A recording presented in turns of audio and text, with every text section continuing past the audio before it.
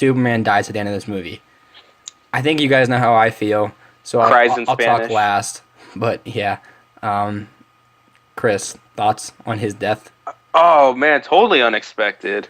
I mean, the thought of it came up because I was thinking of the that comic book, Doomsday Killer. the comic book. Yeah, because I was thinking about that with Doomsday. I'm like, oh, this reminds me of that. I mean, I didn't read the comic, but I watched that Justice League episode, and I know how that kind of worked.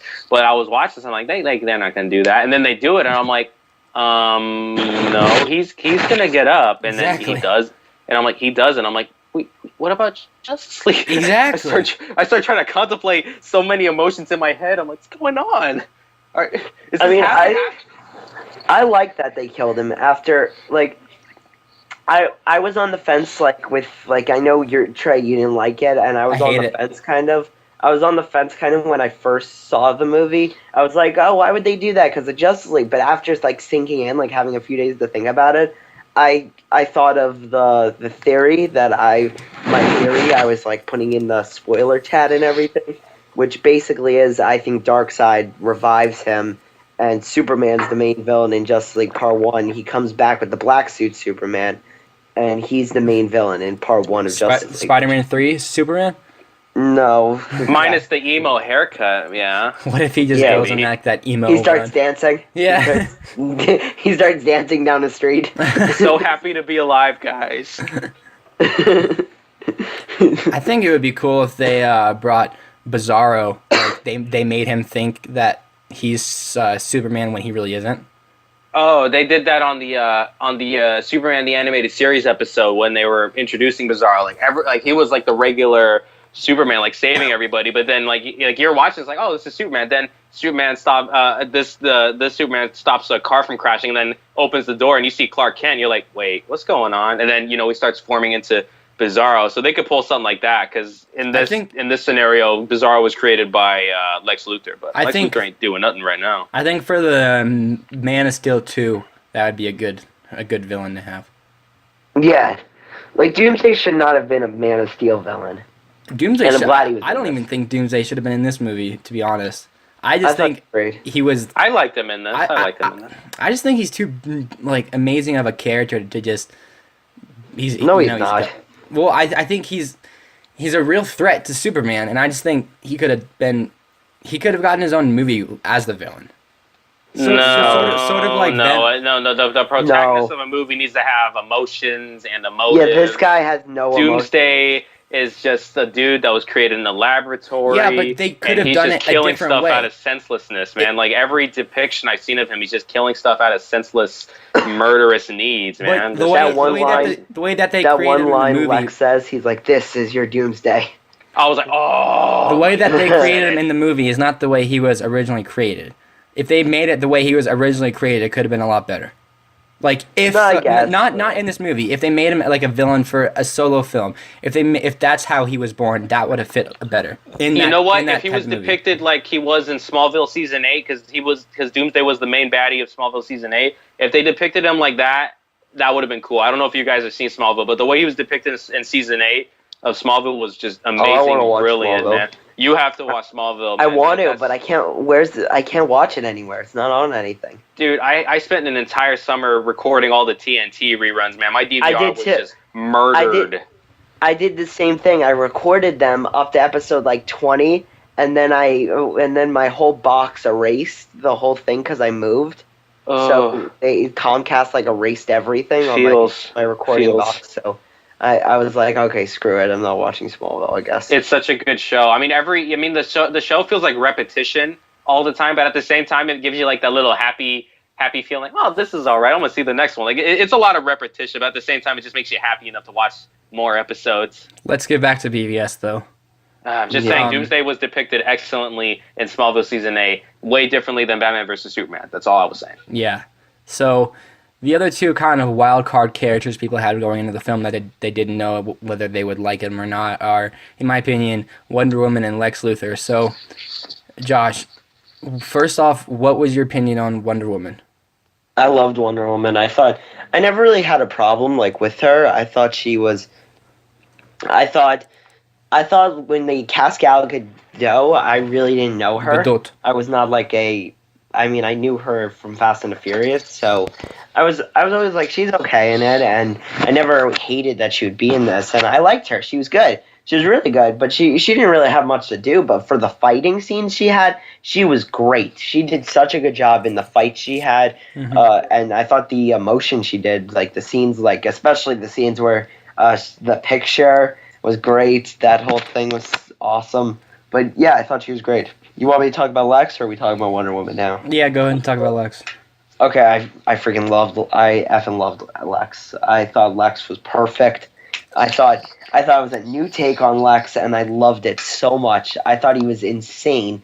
He was crazy, and I loved it. I thought it was great. And this isn't Lex Luthor. This is Alexander Luthor, but they call him Lex for short because Lex is short for Alexander. You should tell our listeners what I pitched. That should be like the post-credit scene at the end of this.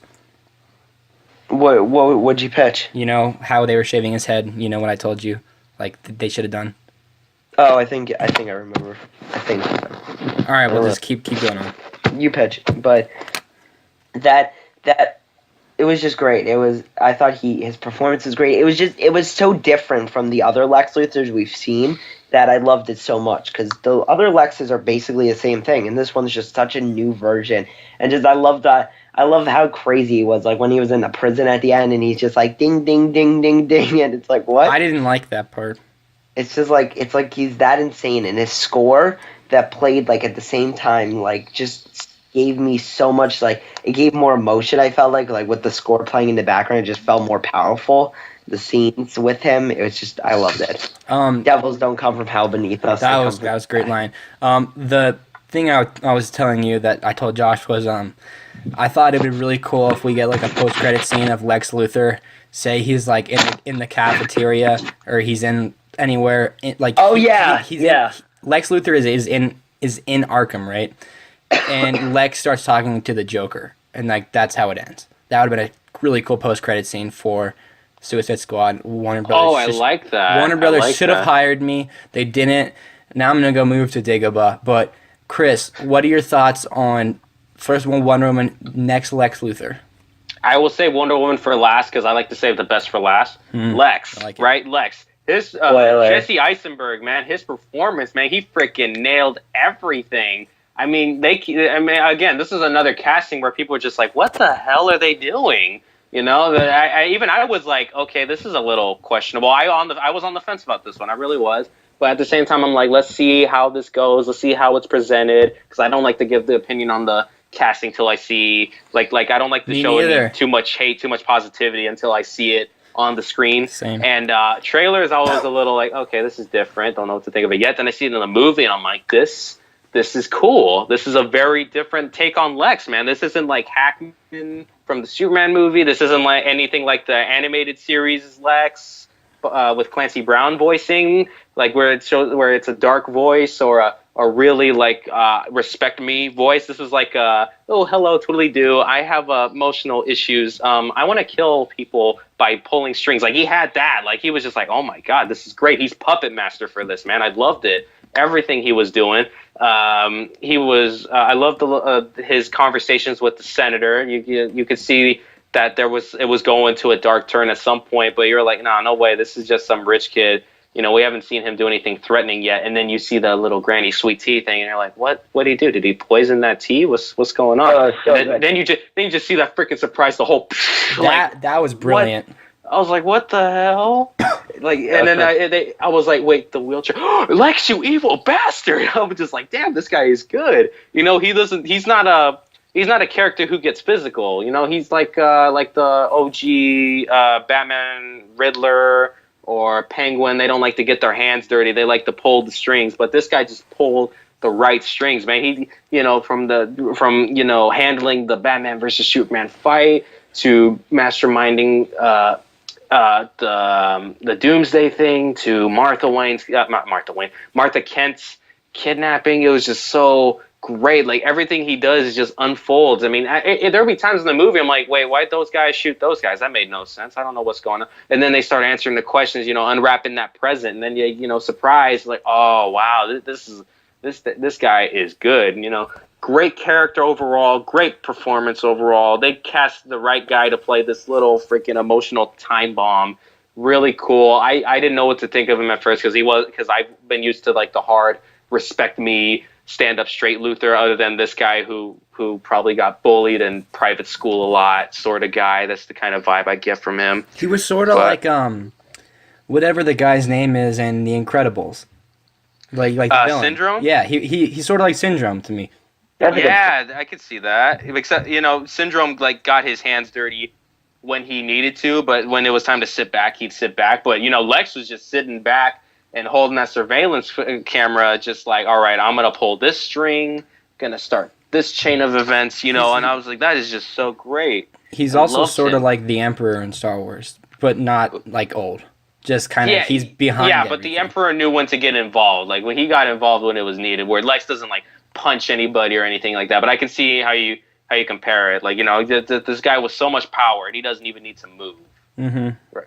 Okay, so yeah, that's my take on Lex. Really great. Eisenberg nailed it. Loved it. Now to Wonder Woman, man. She was freaking awesome. All right, she was awesome. I loved her. I have not watched one Gal Gadot, whatever the hell you say her last name, movie.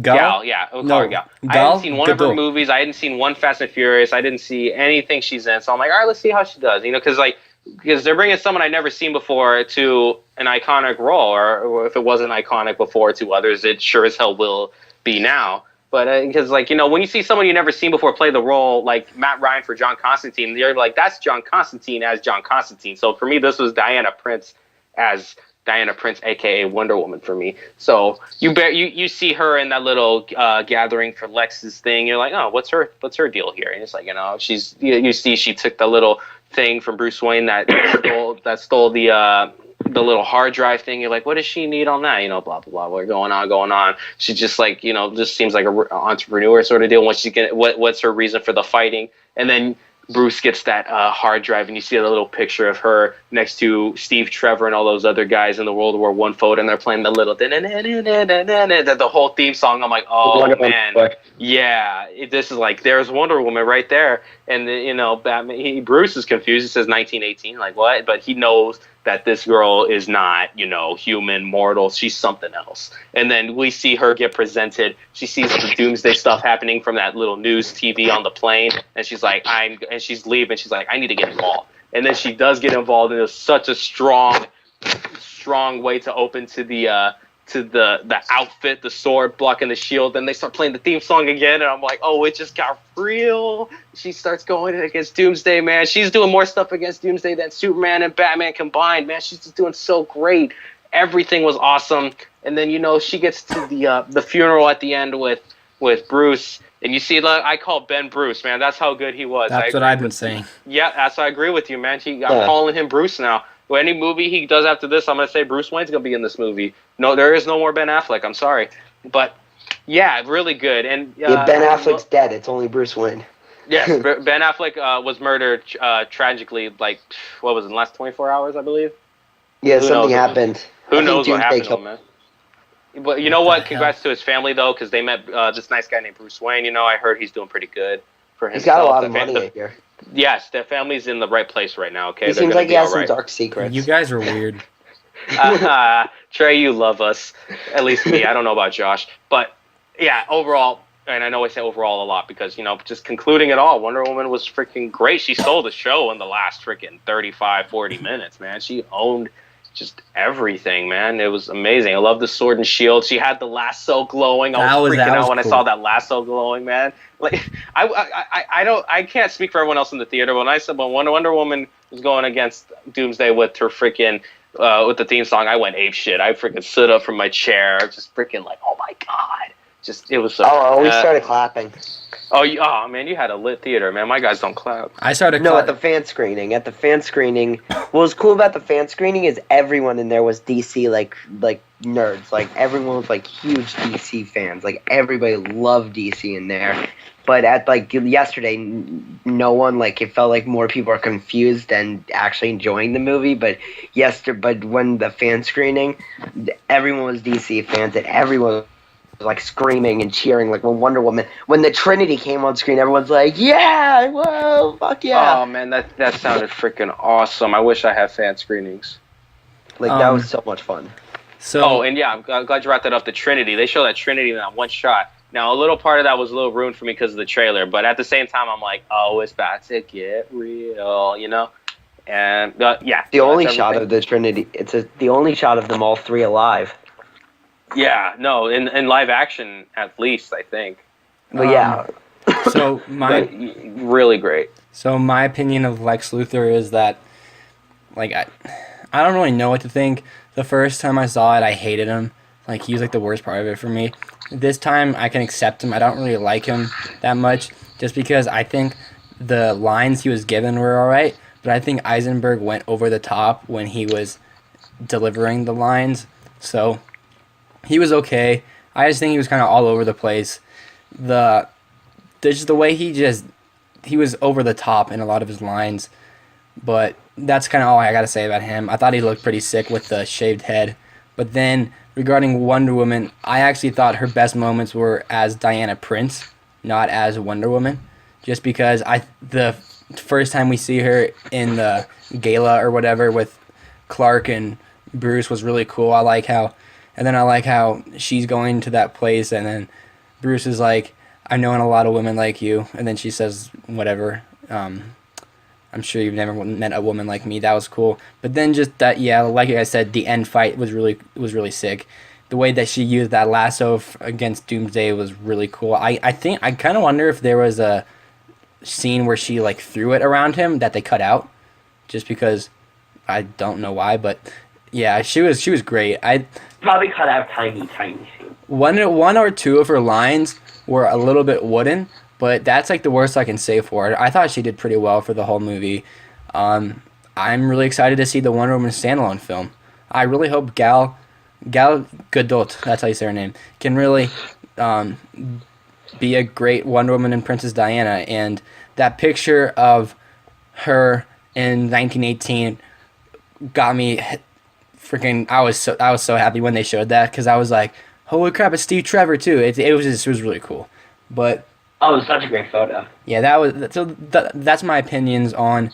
Those are all our opinions on basically the main characters, but there were some other characters in this movie too, and those characters were, drumroll please, The Flash, Cyborg, and Aquaman. So now we're going to talk about the cameos from the other members of the Justice League. So let's get out of the way the first Flash cameo, where he was the Flash, not just Barry Allen. So I know Josh has been really inspecting this a lot. So Josh, what are your thoughts on I don't even know what to call it with the Flash. All right, so the nightmare scene, basically, right? I don't know, though, because, like, how do you time travel in the dreams? Wait, are we talking about Nightmare, or are we talking about that little convenience store? No. No, we're talking about Nightmare. Okay, yeah, making sure we're on the same page. Yeah, so basically, like, breaking down the nightmare scene is what I've been trying to do. Like, since I saw the movie on Monday, do you know how hard it's been for me to, like, not to talk about that? Like, I've just been wanting to talk about the nightmare scene to everyone. It's sort of like Rey's Force Vision and The Force Awakens. Yeah, exactly. It's the thing. It's this thing you watch and you're like, that's the scene I want to dissect. And how I dissected it is basically what I'm saying is it starts off with Batman looking through the binoculars and seeing the Omega symbol. So, okay, Darkseid's there. And I think that is the apocalypse. Like, this is after something happened, like some big event happened, like, I don't know, it was after Darkseid came around. And so now we see these followers of Superman that are, and we find out that Batman's trying to get something like these green lights, which I'm guarantee he wanted to try to get kryptonite, but then it's like someone tricked him and it was green lights, and then Superman followers just start shooting up the whole place. And so that makes me think, okay, Superman's evil, and Flash kind of like did something in his dream or whatever to make him, or he was dreaming of the future. He was dreaming something. Like, this was a vision of the future. Don't know how he knew who the Flash was. Like, it doesn't make sense. No, he didn't know that was the Flash. Well, how has he ever seen it? What?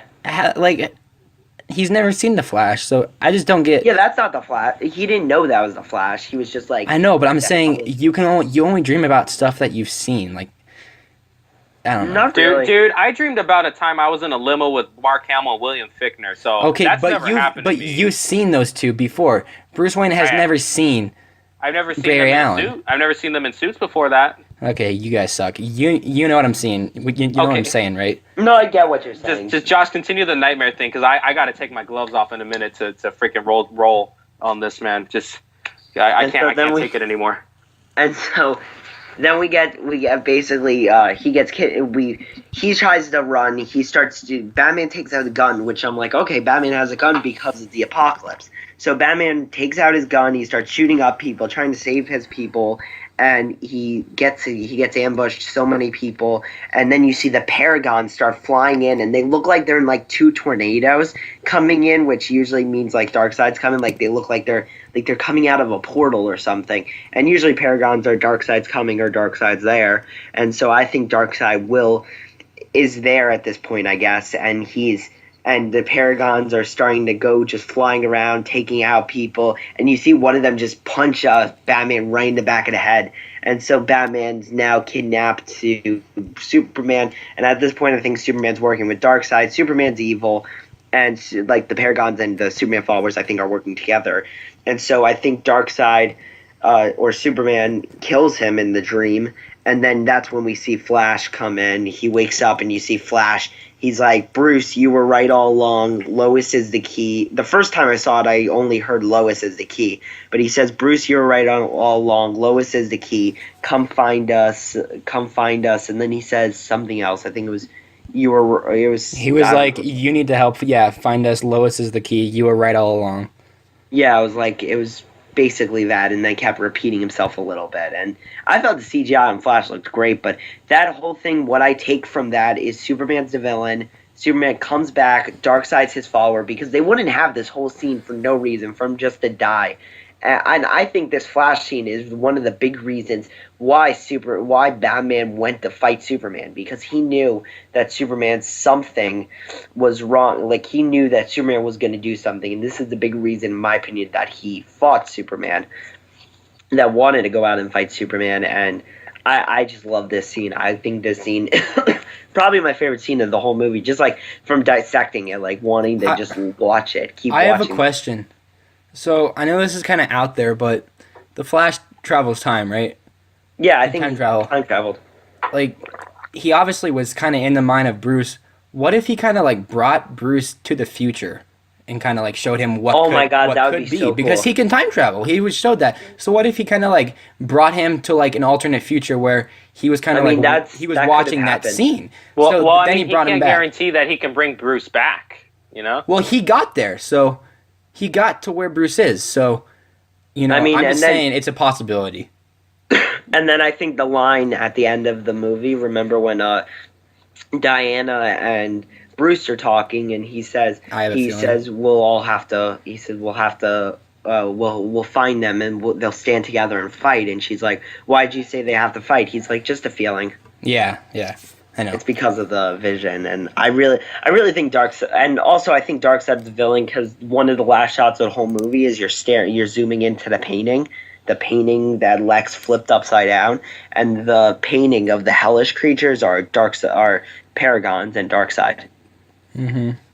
So yeah, Chris, what do you think about the Flash cameo? Well, Josh's freaking theory is just bomb as hell, man. I mean, he told me some of this earlier. I'm like, all right, whatever. But I'm hearing how the freaking passionate in his freaking voice. And I'm hearing this, and I'm like, okay, you know what? This is how you tell someone a theory. Because I'm already like trying to debunk mine already. But my theory when I watch this, and I might be taking this back because just how good Josh's freaking presentation of that was. Because I'm just freaking lost right now. But my theory was. Watching that, I was like, okay, is this Earth 2? Is this like, because I was thinking of Injustice: Gods Among Us, because Superman was the big baddie of that little era because of what happened to Lois. I'm like, something happened to Lois there, so what if it happened here? And then Superman's got those freaking soldiers too, and I'm like, hey, he's got the Superman soldiers there, like in the other one. But then I start thinking, what if because this is just thoughts I had in the last like 30 seconds. That after Josh said his piece, I was like, wow, you know what? What if because we know Zack Snyder likes to fool his fans, man. We know this. He likes to do this. What if he did that little soldier thing as a nod to Injustice? But it's like, let's let them think that they were doing that, but we're gonna be doing this. This is the future if we don't change something. And then Flash going back, and we see that Flash, man. It's just like I freaked out. I'm like, what the hell is going on? I mean, we got that one dream. Now he wakes up from the dream, and now this is happening. I'm like, what? And then he's telling you, Lois is the key, blah blah blah. And I'm thinking, maybe Josh is right, because the Omega symbol. I'm thinking, oh, Darkseid, man, Darkseid is coming. And then we see the whole flying stuff. I mean, at first I'm like, wait, so like before the flying stuff came in, it was just the Superman soldiers. I'm like, what's going on? Then you see the flying stuff. I'm like, what if there is something going on here? What if Darkseid, did something to bring Superman back, and then they're doing some kind of mesmerizing thing, because Superman and his boys are just going to town on the Batman militia. I'm calling them the Batman militia. They're just murdering everybody. Batman sees this. He's getting in, and he's freaking, murdering everybody senselessly too, whoever's not on his side, man. They're doing that whole continuous shot of him freaking hitting everybody, shooting everybody, cracking that dude's neck, and it was so great. And then, I really was hoping it'd be Earth 2, and maybe Flash went into the wrong universe some, but then I was like, wait, that just sounds stupid to me now. But yeah, Flash had to have been going back in the past for something, man, to tell Bruce that he was right about something to do with Lois, man. Obviously, something went down with Lois. I think Lois dies somehow. She's gonna do. She has to, man. It's because just, in the dream, because in the nightmare scene, when Superman talks to Bruce, he says to him, he's like, she was my everything. I loved her. Or something. Yeah, that's why I thought it was Injustice. I was like totally like, wait, this is that thing that happened before he freaking tore out Joker's heart, and then he freaking does that thing to Val. I'm like, oh my god. I think so. The thing about the Flash in this is, I think we know it's the Flash, but I think the fact that was the Flash went over a lot of people's heads. It did, because that didn't even really look like, the costume was so different, and we barely saw any of it. So I mean, this is the future too. I mean, remember Batman's costume looked different too. I know that, but I'm saying, as a casual fan, I guarantee you most people don't even know that that's the Flash. Yeah, my dad and my friend had no idea that was the Flash. And then last night when I saw it again, a guy whispered, because I was talking to this guy before the movie, like a random person. I was telling him how I saw the movie already, and he whispers to me after that scene. He's like, "Was that the Flash?" I was like, "Yeah." Yeah. So let's not talk about the next few that much, because these guys like to talk about the Flash. But yeah. So what I thought about it. Let's see. Okay. So yeah, the Flash. The first time I was like, "What the hell did I just see?" And then the second time it was pretty cool. I don't even know what's going on. I hope they explain it. Like, I hope that we see something in a few years that kind of makes us go back and watch that scene with like a different light, because we understand what it's talking about. But, I think we will next year when we see Justice League. Yeah. It's 2017, right? That's what it's Yeah, it's November. That's gonna get pushed back. Yeah, probably. When's the Wonder Woman out again? I totally forgot. Sorry to cut you off. March, I think. March, yeah.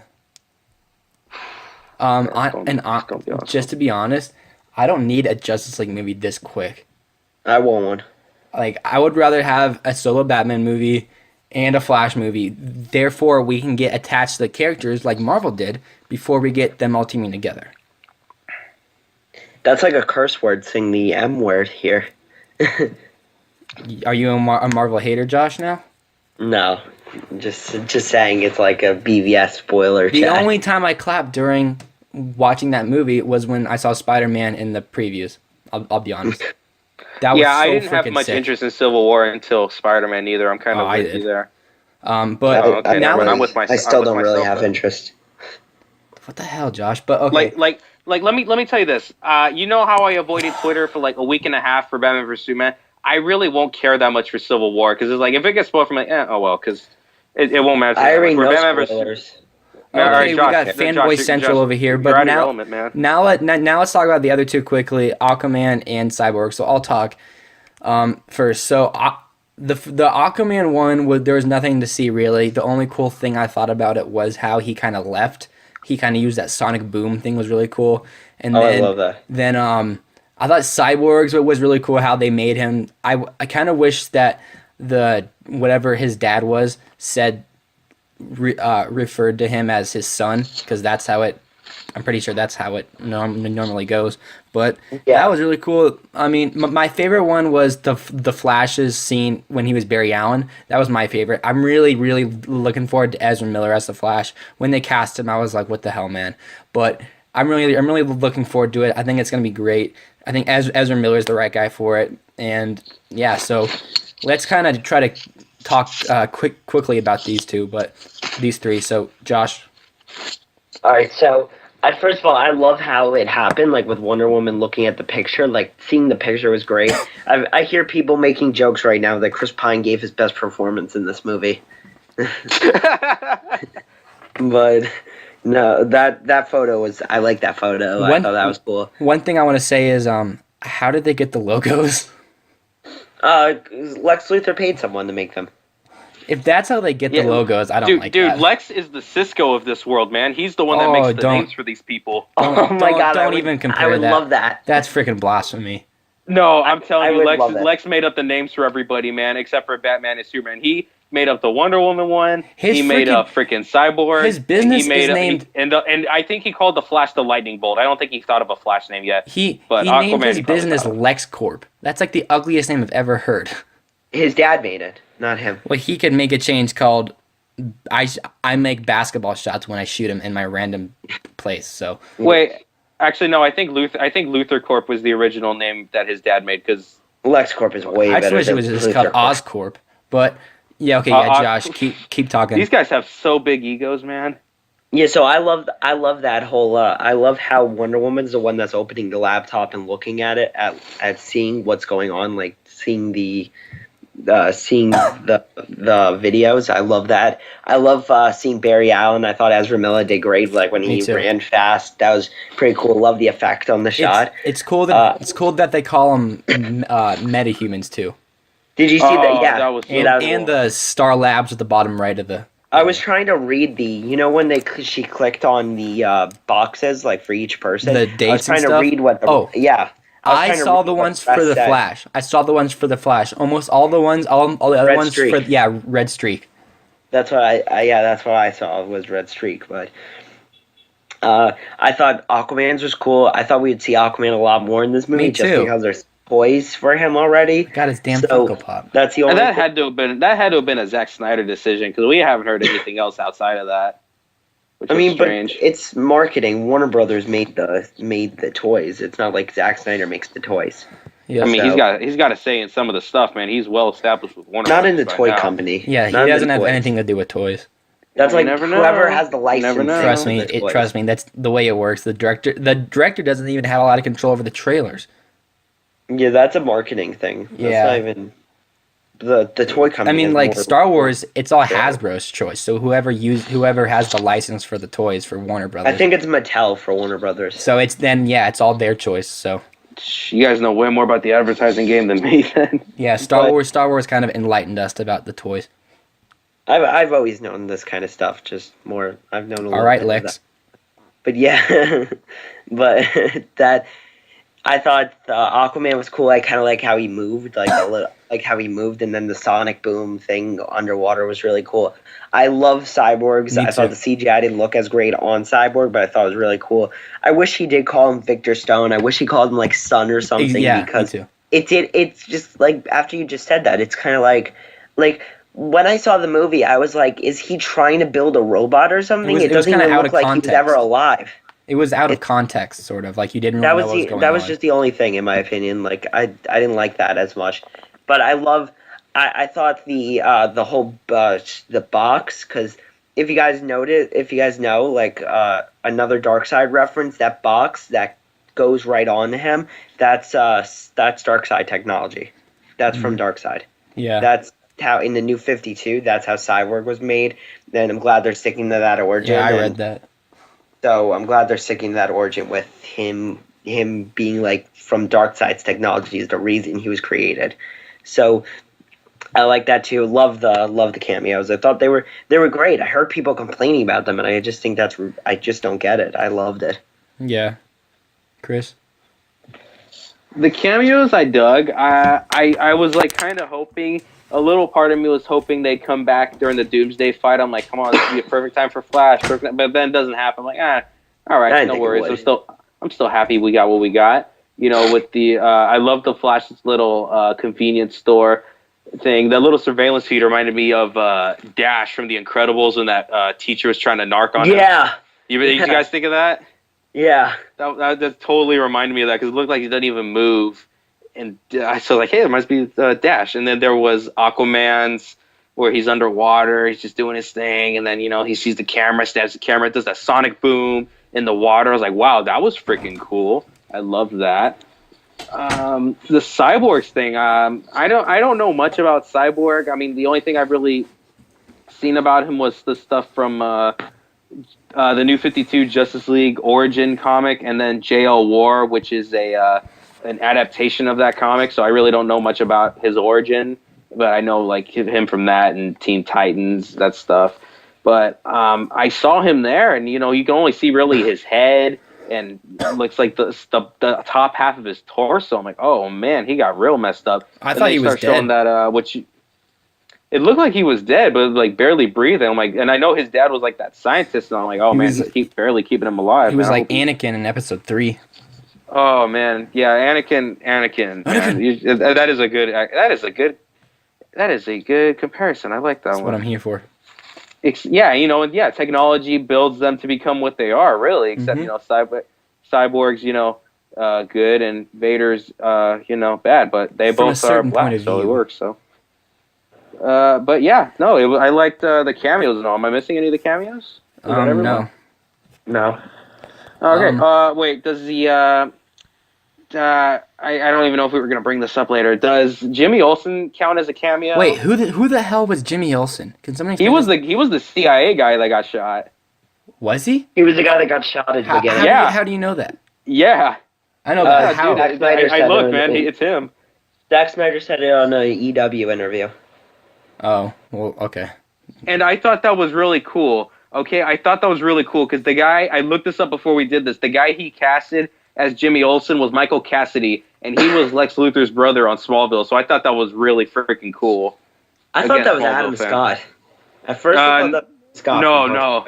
I could see how it looked like a bigger, buffer version of Adam Scott, but that was Michael Cassidy. That dude was Lex Luthor's brother, and now he's Jimmy Olsen. Like, oh, that was a good little throwback, but, he got like a minute of screen time, but I was like, all right, so we have no more Jimmy Olsen. Let's go back to that intern girl, I guess.